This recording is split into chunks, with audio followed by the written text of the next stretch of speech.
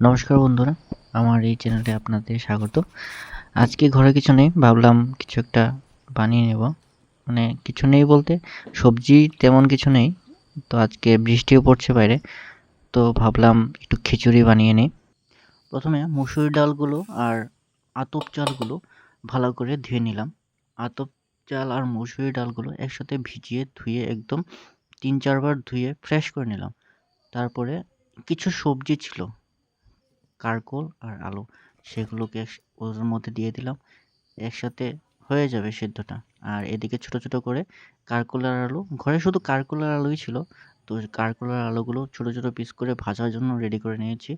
আর একটু বড় বড় সাইজের খিচুড়ি দিয়ে দেবো, সেজন্য একটু বড় করে কেটে খিচুড়ির মধ্যে দিয়ে দিয়েছি, যাতে ভালো হয়। মানে খিচুড়িটা খালি খালি খেতে কি ওরকম লাগবে, সেই জন্য এটা নিয়েছি। আর ভাজার জন্য কারকোল আর আলুগুলা ছোটো ছোটো করে যেগুলো কেটেছিলাম সেগুলো আলাদা করে রেখে দিয়েছি। এবার খিচুড়িটা বসিয়ে দিলাম, উনুনটা ভালো করে ফুল ফ্লেমে বসিয়ে দিলাম।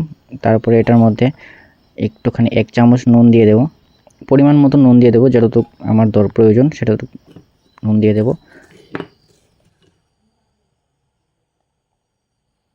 তারপর নুনটা দেওয়া হয়ে গেল, তারপরে 1 চামচ হলুদ দিয়ে দেবো, শুধু নুন, হলুদ আর কাঁচা লঙ্কাগুলো দেবো, ঠিক আছে? অন্য কোনো মশলা ইউজ করব না, নর্মাল খিচুড়ি হবে সেটা। আপনারা দেখতে থাকুন। আর এই সেটআপটা ছিল আমার পুরানো সেটআপ। এটা প্রথম ভিডিও যখন স্টার্ট করিনি তখন একটা সেটআপ ছিল। বৃষ্টির সময়ে, বর্ষার একদম সিজন ছিল, তখন খিচুড়িটা বানানোর প্ল্যান হয়েছিল হঠাৎ।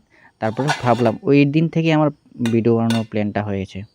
তো খিচুড়িটা অর্ধেকটা হয়ে গেছে। খিচুড়িটা অনেকটা কালারও ধরেছে, সুস্বাদু হবে বলে মনে হচ্ছে আমার। আপনারা দেখতে থাকুন ভিডিওটা, আর চ্যানেলটাকে একবার সাবস্ক্রাইব করে দেবেন। এটা আমার পুরনো সেটআপ, সেজন্য আমি দুঃখিত। মানে ব্যাকগ্রাউন্ডটা এত একটা ভালো ছিল না, তো আমি সেটআপটা নতুন করে নিয়েছি। নতুন ভিডিওতে আপনারা দেখতে পাবেন সেটআপটা। এটা আমার পুরনো ভিডিও। তো খিচুড়িটা অলমোস্ট রেডি হয়ে গেছে। তারপরে খিচুড়িটা নেড়ে চেড়ে দিয়েছি, কারণ না নাড়লে এটা লেগে যাবে নিচটা। উনুনটা খুব ফুল ফ্লেমে জ্বলছে তো, সেজন্য। আর এই ওভেনটা আমার ছিল সিঙ্গেল ওভেন। খিচুড়িটা অলমোস্ট রেডি, টোটালি রেডি হয়ে গেছে। তারপরে সম্ভার দিয়ে দেবো। এবার সম্ভারের জন্য আমি 5 ফোড়ন আর মরিচ দিয়ে দেবো। আর এদিকে আমি ভাজার জন্য রেডি করে নিলাম। আর এদিকে সম্ভাসটা হয়ে গেল, বাস খিচুড়িটা আমার রেডি। তারপরে সার্ভ করে নিলাম।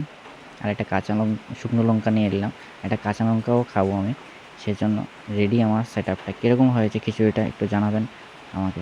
ভিডিওটা দেখার জন্য অসংখ্য ধন্যবাদ আপনাদের সবাইকে।